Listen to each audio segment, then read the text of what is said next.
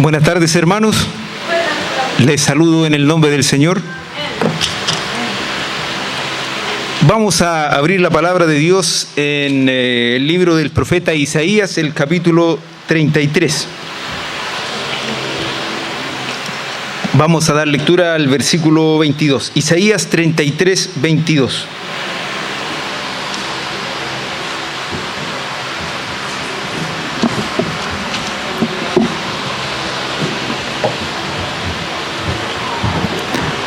Dice así este versículo: porque Jehová es nuestro juez, Jehová es nuestro legislador, Jehová es nuestro rey, él mismo nos salvará. Este verso nos muestra cómo se relaciona Dios con su creación. Nos dice que Él es rey o soberano del universo. Él también es quien ha establecido las leyes que rigen el universo físico y moral. Y también Él es el juez de toda la creación, con total autoridad y absoluta sabiduría para juzgar a sus criaturas. Esta tarde vamos a ver, con la gracia de Dios, qué nos enseña la Escritura respecto de el hecho de que Dios sea rey, legislador y juez. Vamos a orar primeramente para pedir al Señor su dirección. Padre nuestro que está en los cielos, gracias le damos, mi Dios, por este culto y por tener la oportunidad de escudriñar las Escrituras, de escuchar, mi Dios, el consejo de su palabra. Le pedimos, mi Dios, que su palabra nos enseñe y obre en nuestras vidas, de tal manera que seamos muy bendecidos y edificados esta tarde. Oramos en el nombre glorioso de nuestro Señor y Salvador Jesucristo. Amén. Vamos a comenzar no en el mismo orden en el que está el versículo respecto de los atributos de Dios, sino en el orden inverso. Vamos a ver que Dios es rey primeramente, luego que Dios es legislador y que Dios es juez. La Biblia nos enseña que Dios ha creado todo el universo y que Él es quien lo gobierna y dirige. Y lo hace según su sabio consejo, de tal forma que todo lo que ocurre vaya encaminado al cumplimiento de su plan. Él es el único soberano sobre toda la creación. Y esa verdad la encontramos a través de toda la Escritura. Podemos verlo, por ejemplo, allí en la primera carta a Timoteo, capítulo 6, versículo 15. Dice allí lo siguiente. Primera de Timoteo 6:15. Dice, la cual está hablando de la aparición de la segunda venida de Jesucristo el Señor, la cual a su tiempo mostrará el bienaventurado y solo soberano, Rey de reyes y Señor de señores. Ese es nuestro Dios. Él es rey, Él es soberano sobre toda la creación. La misma verdad la vemos también enseñada en la carta a los Romanos, en el capítulo 11, versículo 36, se expresa así el apóstol Pablo. Dice, porque de Él, y por Él, y para Él son todas las cosas. A Él sea la gloria por los siglos. Amén. Entonces, dice aquí el apóstol Pablo que de Él, de Dios, son todas las cosas, y por Él son creadas todas las cosas, y son para Él, para que se cumpla su propósito respecto de su creación. Entonces aquí vemos cómo la Escritura nos enseña, nos muestra que Dios es rey, que Dios es soberano. Dios no comparte su soberanía, su poder con ninguna otra criatura, con ningún otro ser. Y así lo enseña recurrentemente la Escritura, por ejemplo, allí en el libro del profeta Isaías, el capítulo 44, versículos 6 al 8. Isaías 44, 6 al 8. Aquí nos muestra y nos habla respecto de que nuestro Dios, como Rey y como soberano, es único y no comparte con ningún otro ser su majestad. Dice así este pasaje de la Escritura: así dice Jehová, Rey de Israel, y su Redentor, Jehová de los ejércitos: yo soy el primero, y yo soy el postrero, y fuera de mí no hay Dios. ¿Y quién proclamará lo venidero, lo declarará y lo pondrá en orden delante de mí, como hago yo desde que establecí el pueblo antiguo? Anúncienseles lo que viene y lo que está por venir. No temáis, ni os amedrentéis. No te lo hice oír desde la antigüedad y te lo dije, luego vosotros sois mis testigos. No hay Dios sino yo, no hay fuerte, no conozco ninguno. En su soberanía Dios es único y Él rige como Rey en toda la creación. Todo lo que acontece en la historia humana está conforme al plan eterno de Dios, y eso también nos muestra y apunta hacia la soberanía de Dios, hacia su condición de Rey de toda su creación. Y esto lo podemos ver también en muchos textos de la Escritura, por ejemplo, en el mismo libro del profeta Isaías, en el capítulo 14, versículos 24 al 27, dice así: Jehová de los ejércitos juró diciendo, ciertamente se hará de la manera que lo he pensado y será confirmado como lo he determinado, que quebrantaré al asirio en mi tierra y en mis montes lo hollaré, y su yugo será apartado de ellos y su carga será quitada de su hombro. Este es el consejo que está acordado sobre toda la tierra, y esta la mano extendida sobre todas las naciones, porque Jehová de los ejércitos lo ha determinado. ¿Y quién lo impedirá? Y su mano extendida, ¿quién la hará retroceder? Se fija cómo este texto nos muestra el poder de Dios, su soberanía, que lo que Él determina y lo que Él establece es lo que termina ocurriendo, y no hay nadie, no hay ningún ser, no hay ninguna criatura que lo pueda impedir. Se cumple en la historia el plan, el propósito de Dios. Lo mismo vemos allí en el libro de Crónicas, el segundo libro de Crónicas, capítulo 20, versículo 6. Segundo libro de Crónicas, 26, dice lo siguiente: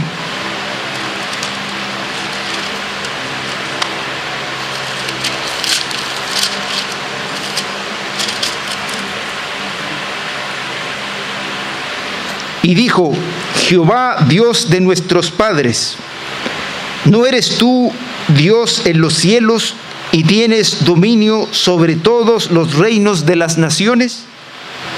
¿No está en tu mano tal fuerza y poder que no hay quien te resista? Orando ahí el rey Josafat, pidiendo e invocando ayuda. ¿A quién? Al único y soberano Dios, que tiene tal fuerza y tal poder que no hay quien le pueda resistir. Entonces, aquí vemos también cómo en su soberanía todo lo que ocurre en la historia humana está conforme al plan de Dios. Nada se escapa de su consejo, nada se escapa de lo que Él ha determinado.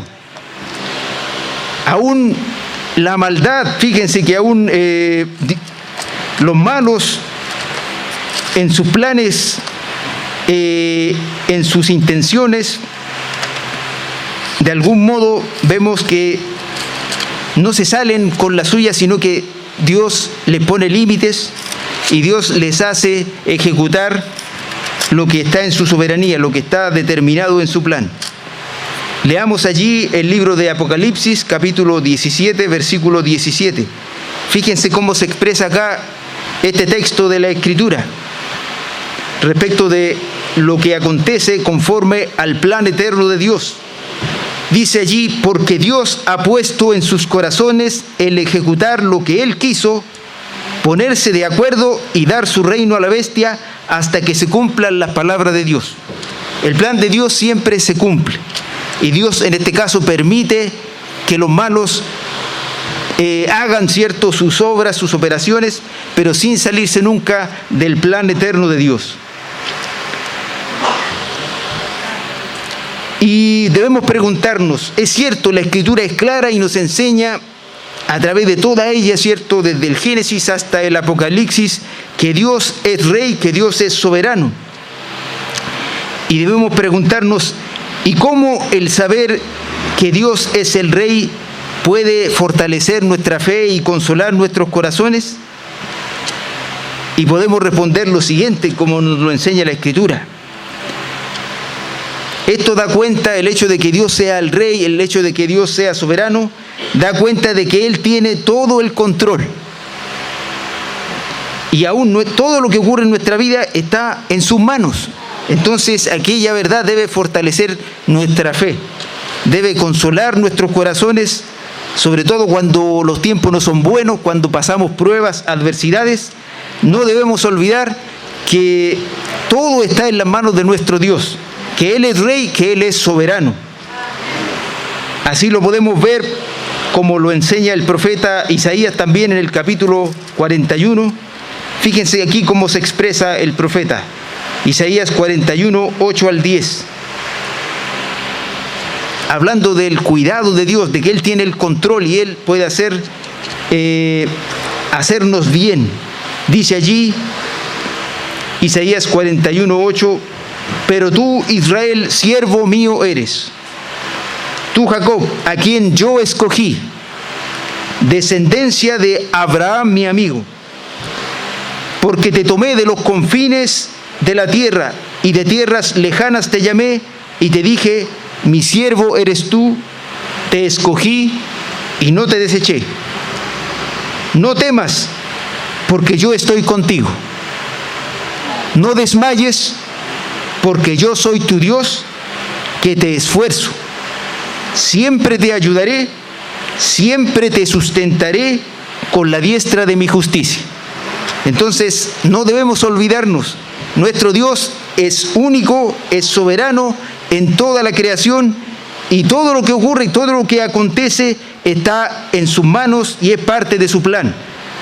Entonces no debemos temer porque Él está con nosotros y siempre nos ayuda, siempre nos sustenta y nos toma de la mano. Así que no debemos temer. Es el primer consuelo que podemos concluir respecto de esta verdad de que Dios es Rey, de que Dios es soberano. También en la misma dirección podemos decir que esta verdad consuela y conforta nuestros corazones porque sabemos que para Él no hay ninguna cosa difícil. Fíjense lo que nos enseña allí el profeta Jeremías en el capítulo 32, versículo 17. Si Dios es soberano, si Dios tiene todo poder, ¿habrá alguna cosa difícil para Él? Veamos lo que nos dice este pasaje de Jeremías, Jeremías 32, 17.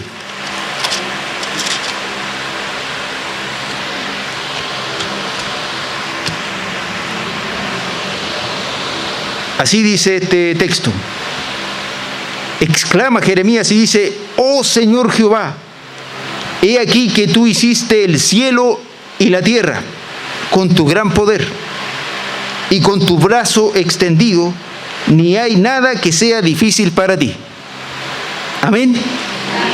Si Dios ha creado todo este universo que es inconmensurable, tremendamente enorme, donde los hombres, por más que lo intenten, todavía no logran encontrar los confines del universo, porque se mandan misiones, se apuntan los telescopios para recibir en realidad o analizar las ondas de luz que llegan, ¿cierto?, desde regiones muy distantes, puesto que el universo es tremendamente inmenso. ¿Y quién lo ha creado? Nuestro Dios. Entonces, si Él ha hecho el universo, si Él ha constituido, ¿cierto?, toda la creación, ¿podrá haber algo difícil para Él? Ciertamente que no. Y es lo que dice aquí en este texto el profeta Jeremías. También podemos encontrar la misma verdad ahí en el libro del Génesis, capítulo 18, versículo 14. Fíjense cómo se expresa el Señor cuando viene el ángel y le indica, ¿cierto?, a Abraham en su vejez que ha de ser padre, y padre de muchedumbre de gentes. Génesis 18, 14. Y pregunta el ángel y dice: ¿hay para Dios alguna cosa difícil? Al tiempo señalado volveré a ti, y según el tiempo de la vida, Sara tendrá un hijo. Parecía muy difícil, o en la práctica parecía imposible, ¿cierto? Abraham, ya un hombre viejo, de 100 años, su mujer también muy mayor, de 90 años, ¿cómo han de ser padres? Y sin embargo, el Señor obró de tal forma que pudieron ser padres. Y así se pudo constituir el pueblo de Israel, y por medio de la descendencia de Abraham pudo venir el Hijo de Dios, tomar forma humana y concretar el plan de salvación, puesto que para Dios no hay nada difícil. También consuela, ¿cierto?, esta verdad de que Dios es Rey, de que Dios es soberano, consuela y conforta nuestros corazones, porque sabemos que Él siempre quiere nuestro bien. Mire cómo se expresa Dios cuando habla ahí al pueblo de Israel antes de que el pueblo entrara a conquistar la tierra prometida. Deuteronomio 8, 11 al 16.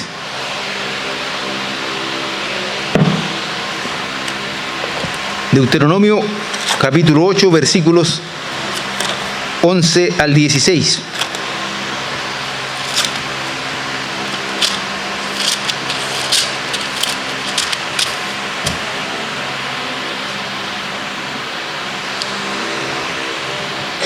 Cuídate de no olvidarte de Jehová tu Dios para cumplir sus mandamientos, sus decretos y sus estatutos que yo te ordeno hoy. No suceda que comas y te sacies y edifiques buenas casas en que habites, y tus vacas y tus ovejas se aumenten, y la plata y el oro se te multipliquen, y todo lo que tuvieres se aumente, y se enorgullezca tu corazón, y te olvides de Jehová tu Dios, que te sacó de tierra de Egipto, de casa de servidumbre, que te hizo caminar por un desierto grande y espantoso, lleno de serpientes ardientes y de escorpiones y de sed, donde no había agua, y Él te sacó agua de la roca del pedernal, que te sustentó con maná en el desierto, comida que tus padres no habían conocido, afligiéndote y probándote, para a la postre hacerte bien. ¿Se fijan el propósito de Dios? Hacer bien. Él siempre quiere nuestro bien. Aunque en esta vida tengamos que pasar adversidades, en ningún modo eso significa que Dios nos ha abandonado. Todo lo contrario, Él prueba nuestra vida para a la postre hacernos bien. ¿Por qué? Porque Él tiene todo control al ser el soberano, el Rey de toda la creación. ¿Y qué demanda de nosotros este conocimiento, el hecho de que Dios sea Rey, de que Él sea soberano? ¿Qué implica para nosotros? Este conocimiento nos debe llevar a vivir para honrarle y servirle fielmente, como lo enseña el salmista en el capítulo 99, versículos 1 al 3. Salmos 99, 1 al 3. Fíjense cómo se expresa aquí el salmista. Dice allí: Jehová reina, Jehová es Rey, ¿cierto? Jehová reina, temblarán los pueblos. Él está sentado sobre los querubines, se conmoverá la tierra. Jehová en Sión es grande y exaltado sobre todos los pueblos. Alaben tu nombre grande y temible, Él es santo. Amén. Entonces, ¿cuál es la respuesta del pueblo de Dios al saber que Dios reina, que Dios es soberano? Debemos alabarle y exaltarle y vivir para servirle fielmente. También la Escritura nos enseña ahí en ese texto que leíamos de Isaías 33, 22, que Dios es legislador, es soberano, lo vimos, es rey, ¿cierto? Pero también nos dice que es legislador. ¿Y qué significa eso? El legislador es el que crea las leyes, ¿cierto? Dios es el gran legislador del universo, y del universo físico, material, como también del universo moral o espiritual y espiritual. Él ha dotado a su creación de leyes físicas que regulan el funcionamiento del mundo y que permiten que se desarrolle la vida.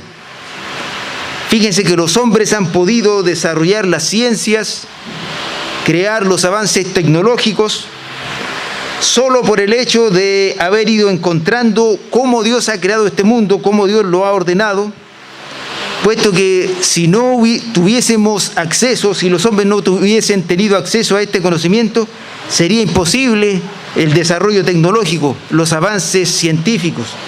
Sería imposible, por ejemplo, la aviación. Sería imposible, ¿cierto?, hacer edificaciones que realmente se sustentasen y funcionaran. Todos los sistemas de tecnología, todas las facilidades que tenemos en nuestro mundo moderno, el uso del teléfono con el cual usted puede hacer muchas cosas, múltiples cosas, no solo comunicarse, es producto, ¿cierto?, de los avances tecnológicos que se sustentan en las leyes, ¿cierto?, los principios que los hombres han podido descubrir, principios con los cuales Dios ha creado el universo. Fíjense que el universo está, de algún modo, está creado de tal forma que hay ciertas constantes fundamentales de las leyes físicas que si se quebrarían en una proporción insignificante, muy ínfima, muy pequeña, el mundo se vuelve caótico y las cosas ya no funcionan. Y se vuelve un lugar completamente inhóspito donde la vida ya no es posible. Entonces Dios ha creado, ¿cierto?, estas leyes y con el tiempo no han variado, se mantienen. Dios sustenta su creación. Y esto es lo que enseña la Escritura, por ejemplo, ahí en el libro de los Salmos, el capítulo 119. Fíjense cómo se expresa acá el salmista. Salmos 119, 91. Cómo habla de cómo Dios ordena el mundo con leyes. Dice: por tu ordenación subsisten todas las cosas hasta hoy, pues todas ellas te sirven. Por tu ordenación subsisten todas las cosas hasta hoy. Las leyes que Dios ha creado, ¿cierto?, desde que Él hizo el universo, se mantienen vigentes. Si quiere hacer la prueba, por ejemplo, si usted se sube a un edificio y salta y no tiene paracaídas, ¿qué le va a pasar? ¿Usted cree que va a flotar? ¿Qué va a ocurrir? Se va a dar un golpe que puede resultar mortal, ¿cierto? ¿Por qué? Porque operan las leyes físicas, ¿cierto? En este caso la gravitación. Y así el mundo, ¿cierto?, está sustentado y ordenado conforme a las leyes que Dios le ha impuesto. Y ahí vemos, ¿cierto?, esta verdad de que Dios es legislador de todo el mundo. También esta verdad podemos encontrarla en muchos otros textos. Por ejemplo, Jeremías 31, 35 y 26. Jeremías 31, 35 y 26.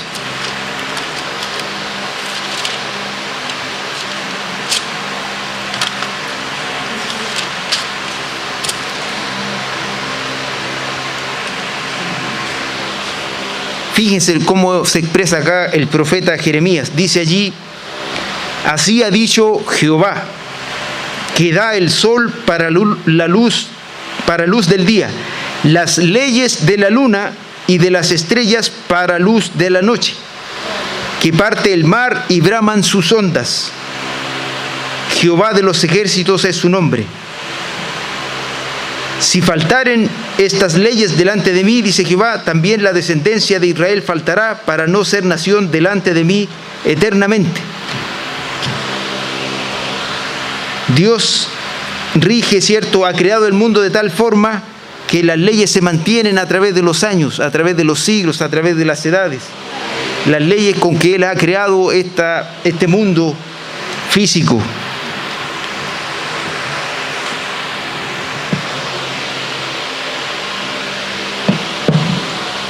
Es un motivo más para dar la honra y gloria al Señor. Pero nuestro Dios no es solo legislador del mundo físico y del mundo material, lo cual ya representa una gran bendición para nosotros. También Él ha dado el ordenamiento del mundo moral, del mundo espiritual. Dios ha establecido y revelado su ley y su voluntad para que el hombre pueda orientar su vida. Fíjese cómo se expresa el salmista en el capítulo 111, versículos 7 y 8. Salmos 111, 7 y 8.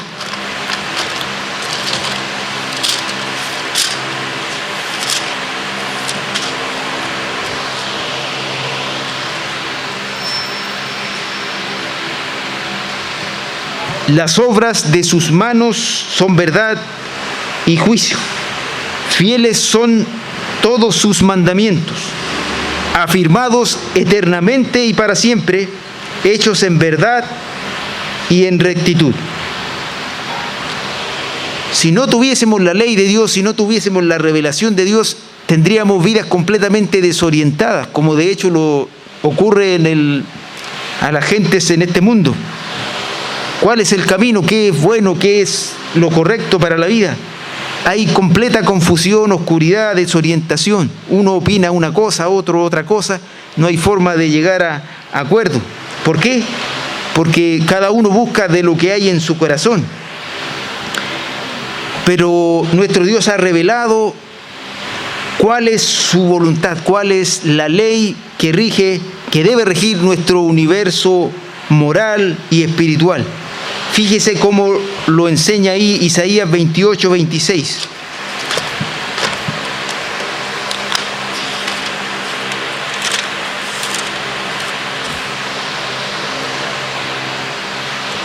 Miren qué versículo más profundo. Dice, porque su Dios le instruye y le enseña lo recto.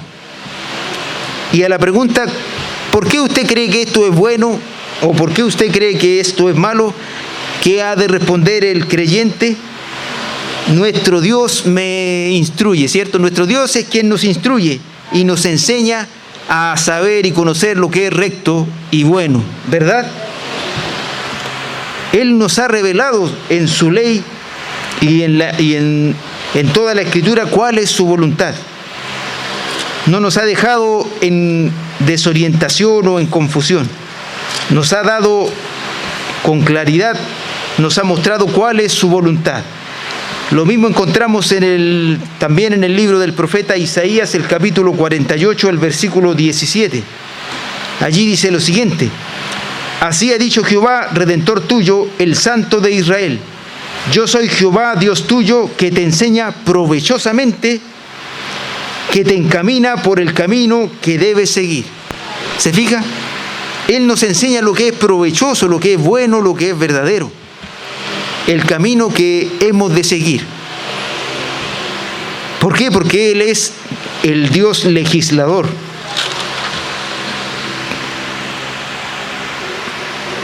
¿Cómo este conocimiento de que Dios es el legislador puede fortalecer nuestra vida, puede consolar nuestros corazones? Podemos decir lo siguiente: tenemos seguridad y orientación para nuestra vida, pues conocemos el camino que es Jesucristo, ¿cierto? Y la voluntad del legislador del universo, ya que Él nos enseña siempre por dónde debemos andar, como lo dice el Salmo 25, 8 Salmo capítulo 25, versículos 8 al 10.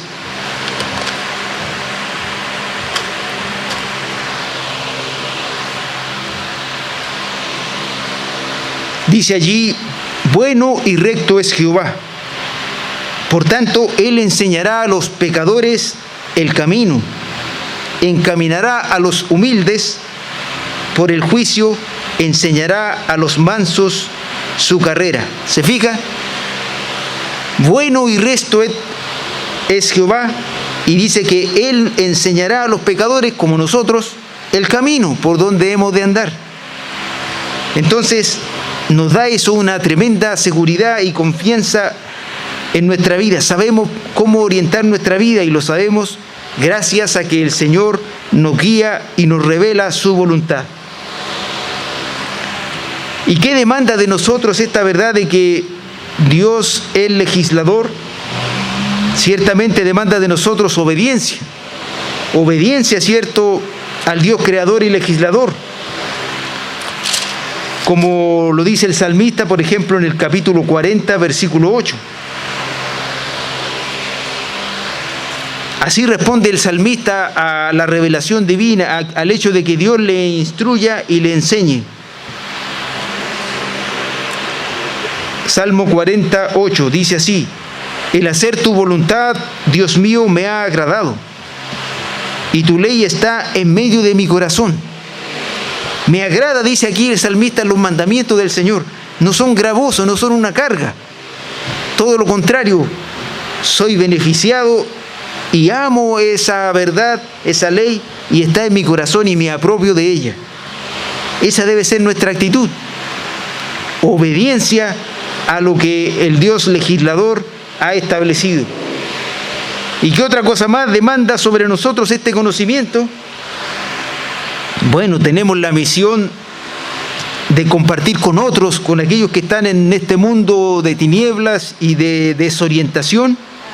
Tenemos la misión de guiarlos al conocimiento de Dios, al camino que es Jesucristo, para que sus vidas puedan tomar rumbo y ser librados de las densas tinieblas, como lo hizo en su momento el profeta Eliseo. Leamos el segundo libro de Reyes, capítulo 6, fíjense lo que dice. El segundo libro de los Reyes, el capítulo 6. Miren lo que dice respecto de Eliseo. Segundo libro de Reyes 6, 19.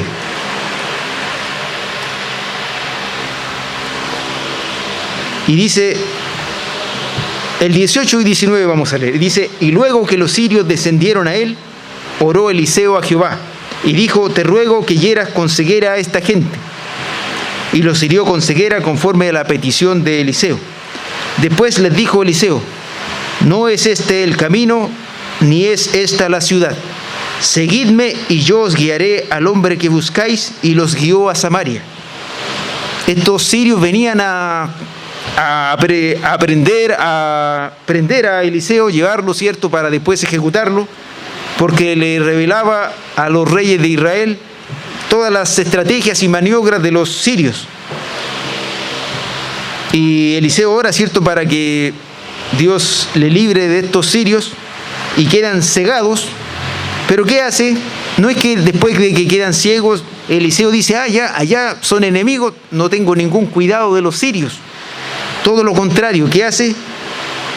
Los guía, ¿cierto?, a Samaria.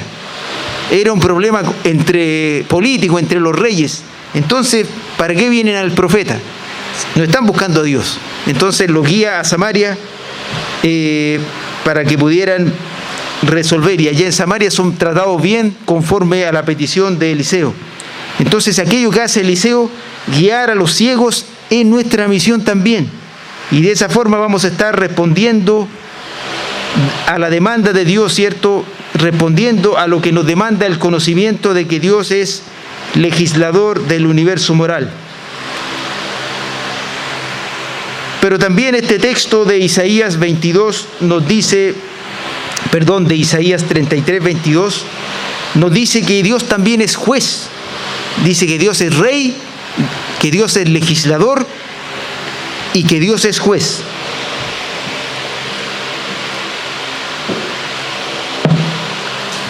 La Escritura enseña que Dios es juez y que Él juzgará al mundo con justicia. Y ciertamente que esta verdad es la que genera mayor rechazo en los hombres. Y se preguntan, ¿por qué Dios tiene que juzgar al hombre? ¿Por qué su juicio es tan severo? ¿Por qué Dios no solo perdona la maldad y se olvida del juicio del pecado? ¿Por qué Dios es juez de su creación? Y fíjense que la Escritura responde a eso, a esas preguntas, a esas críticas. Y precisamente por el hecho de que es Dios y no hombre, Él es justo y ama la justicia, por eso Él debe juzgar el pecado y la maldad. No puede dejar que pase en forma desapercibida, como si aquí no hubiese ocurrido nada. Dios debe juzgar el pecado y la maldad porque Él es justo y ama la justicia. Leamos lo que dice el salmista en el capítulo 89, versículo 14. Salmos 89, 14. Fíjese lo que dice este texto.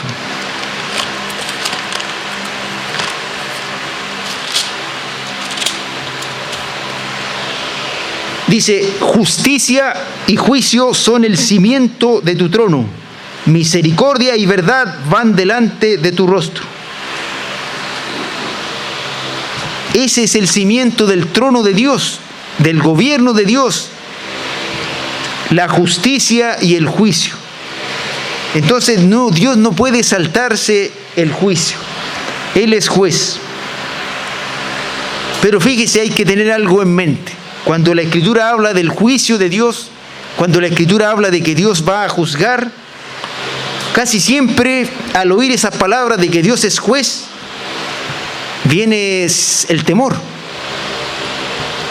Pero no debemos olvidar que es cierto que como consecuencia del hecho de que Dios es juez, puede haber y hay y habrá condenación. Pero también por el hecho de que Dios es juez, hay justicia y justificación, y por lo tanto salvación para el hombre pecador. Fíjense que Dios tiene que juzgar el pecado y la maldad, porque si no hay juicio, porque si no hay justicia, no puede haber paz y comunión. Debe haber satisfacción de la justicia para que haya verdadera paz y comunión con Dios. Fíjense, por ejemplo, lo que dice allí el segundo libro de Reyes, capítulo 9, versículos 19 al 22. Acá tenemos un ejemplo, segundo libro de Reyes, capítulo 9, versículos 19 y 22. 19 al 22, dice así: entonces envió otro jinete, el cual llegando a ellos dijo, el rey dice así, ¿hay paz? Y Jehú respondió, ¿qué tienes tú que ver con la paz? Vuélvete conmigo. El atalaya volvió a decir, también éste llegó a ellos y no vuelve. Y el marchar del que viene es como el marchar de Jehú, hijo de Nimsi, porque viene impetuosamente.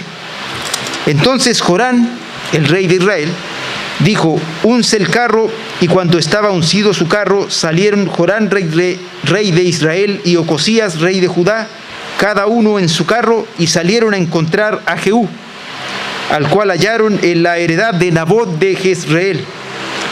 Cuando vio Jorán a Jehú, dijo, ¿hay paz, Jehú? Y él respondió, ¿qué paz con las fornicaciones de Jezabel, tu madre, y sus muchas hechicerías? podía haber realmente paz eran los tiempos en que reinaba en Israel el hijo de Acab, un hombre muy malo y perverso, que estaba casado con una mujer, Jezabel, que era peor que él, y el hijo de ellos reinaba, Joram, y Dios envió a Eliseo, le pidió a Eliseo que enviase a uno de sus ayudantes para que ungiese a Jehú como rey de Israel, y para que hiciera, ¿qué cosa? Justicia. Y por eso es que Jehú dice ahí, ¿cómo puede haber paz? O vienen a preguntarme ustedes por la paz, si han sido tremendamente perversos. Y justo le vienen a preguntar y coinciden ahí en la heredad de Nabot de Jezreel, a quien Acab, o más bien a quien Jezabel había matado, ¿cierto? Para que pudiese Acab quedarse con la viña de Nabot. Entonces no puede haber paz, no puede haber comunión verdadera si no hay satisfacción de justicia. Porque solo mediante la satisfacción de la justicia es que puede reinar y triunfar la justicia y la gracia de Dios. Leamos lo que dice Romanos 20 y 21.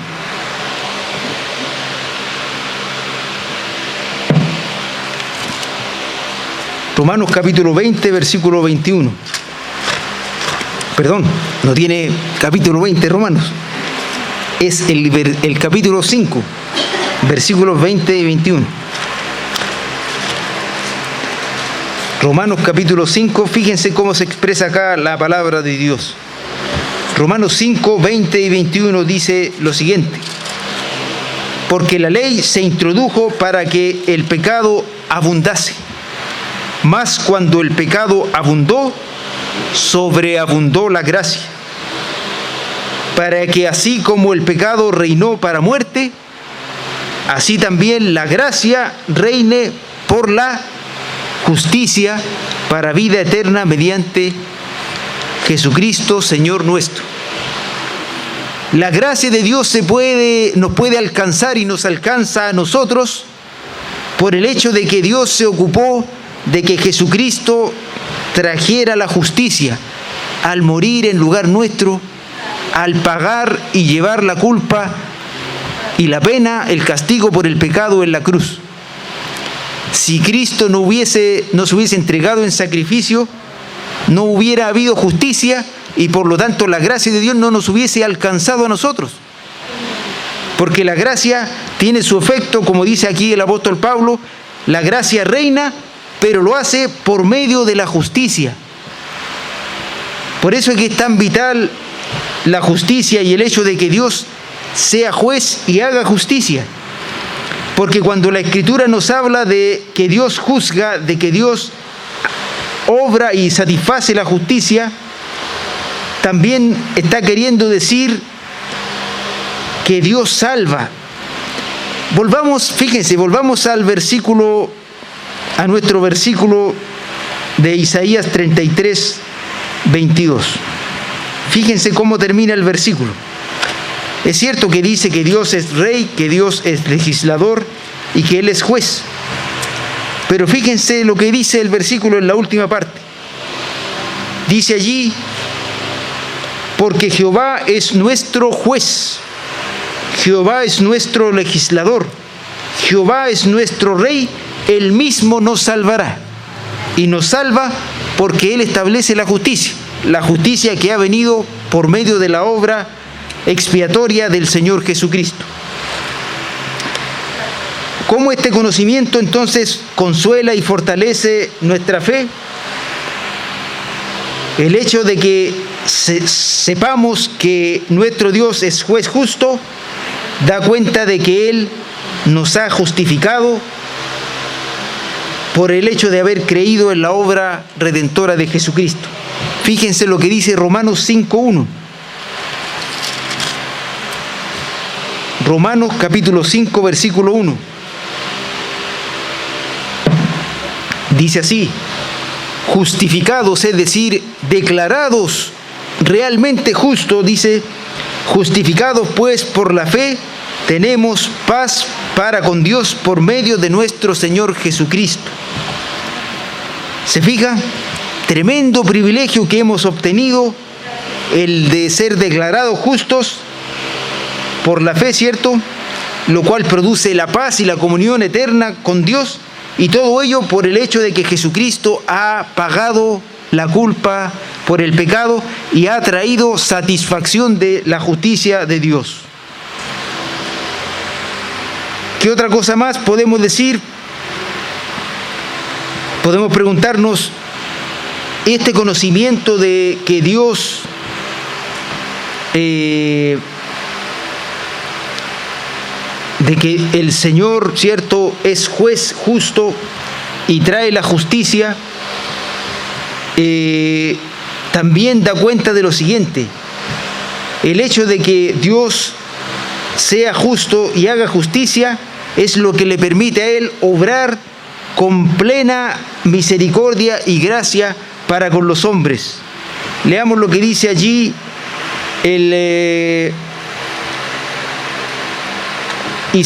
Isaías 45, 7 y 8. No, perdón, Isaías 46, 13.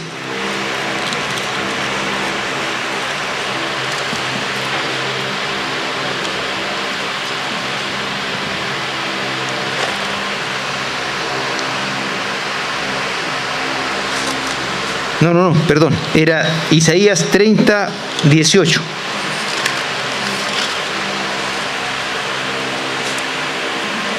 Este sí. Isaías 30, 18 dice lo siguiente: por tanto, Jehová esperará para tener piedad de vosotros, y por tanto será exaltado teniendo de vosotros misericordia, porque Jehová es Dios justo. Bienaventurados todos los que confían en Él. ¿Se fija? El hecho de que Dios establezca la justicia, que juzgue toda maldad y todo pecado, es lo que lleva a Dios a poder dispensar su gracia y su misericordia hacia todos los pecadores que creen en Él. Entonces, eso es lo que ese conocimiento consuela y fortalece nuestra fe. ¿Y qué demanda de nosotros este conocimiento? El hecho de saber de que Dios es Dios justo, de que Él es juez, nos debe llevar a nosotros a ser fieles a Él y a seguir la justicia. Fíjense cómo lo enseña Primera de Timoteo 6, versículo 11. Primera de Timoteo 6, 11.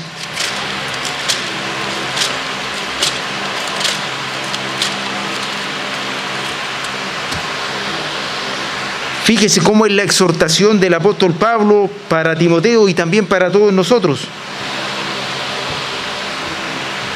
Mas tú, oh hombre de Dios, huye de estas cosas y sigue la justicia, la piedad, la fe, el amor, la paciencia, la mansedumbre. Huye, dice el apóstol Pablo a Timoteo, de todas las tentaciones, los peligros, ¿cierto?, las falsas doctrinas. Tiene que huir de todo eso. ¿Y qué debe perseguir Timoteo? La justicia y las demás cosas, ¿cierto? Pero pone en primer lugar el seguir la justicia de Dios. Lo mismo nos demanda a nosotros el hecho de conocer que Dios es juez. Debemos seguir la justicia de Dios, teniendo siempre en consideración también el hecho de que Dios va a recompensar nuestra fidelidad a Él.